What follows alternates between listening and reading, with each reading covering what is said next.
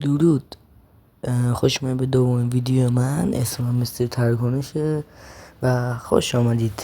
و بله، اونجا که تامنیل ویدیو دیدید و روش کلیک کردید، امروز روزیه که من میخوام به میمو رای بدم. یپی.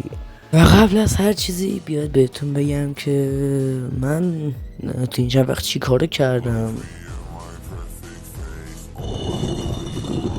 خب حالا بیاید با این تخته کاملا متقارن و خوشگل بگم که من چی کارا کردم. خب من تو این چند وقت تیک تاک دانلود کردم و دوش اکانت ساختم و چند تا آرت توش گذاشتم که بعد این ویدیو لینکش رو تو دیسکریپشن میذارم. اگه خواستید بیاید حمایت کنید، اگه نخواستید که فدا سرتون. بعد یه میمایی اومد که من عاشقش شدم و گفتم من باید از این ویدیو بذارم و متاسفانه یا خوشبختانه این میمایی که قرار نشونتون بدم بیشتر برای جام جهانیه و من متاسفانه گوزی از فوتبال بارم نیست و شاید سختم باشه و حرفی نمیزنم در مورد فوتبال. اولین میمو الان بریم نگاه کنیم.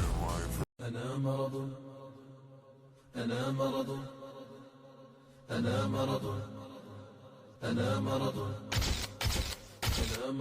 انا الداء ومني تأتي او. خب من این میم که اون اول که اومد تو جمعه خیلی حال کردم، یعنی حال کردم، خیلی خندیدم باش. خب و آره دیگه ابسولوت سینما اگه نگیرنم دیکتاتور. خب حالا اونجایی که یه ذره کیفیتش بالا بود، هم یه ذره خنده‌دار بود و یه ذره هم چون در مورد واقعیه بود، من گذاشتمش تو بی، قسمت بی. بریم برای میم بعدی. باشه، من صورت حساب جلسه رو برایتان ایمیل میکنم. سلام خانم پیاز. ممنون آقای پورتا، نزدیک و دیفتم. مراقب باش. ببخشید. طوری نشد، خوشحالم خوبید.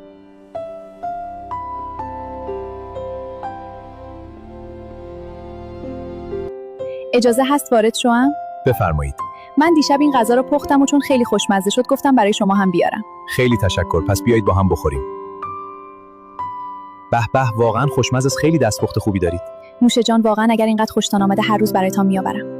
نه نمیخوام اذیت شوی. برای من افتخار است. فکر میکنم خانم شما هم دستپخت خوبی داشته باشد. او آشپزی نمیکند، خدمتکار غذا رو درست میکند. من اگر جای همسر شما بودم دلم نمیومد کسی به جز خودم برایش آشپزی کنند، باید غذا با عشق درست شود. بس چشم درد گرفت. منم با عشق گذاشتم بهترین حالتی که میتونه باشه. اینو خودم باش خیلی حال کردم، حتی ازش یه آرت هم زدم توی تیک تاکم، برید ببینید اگه خواستید. خب یه ذره 3 ماهه و الان میذارم ببینید. بعد این دیگه میرم دیگه، خیلی زیاد انیمیشن ساختم.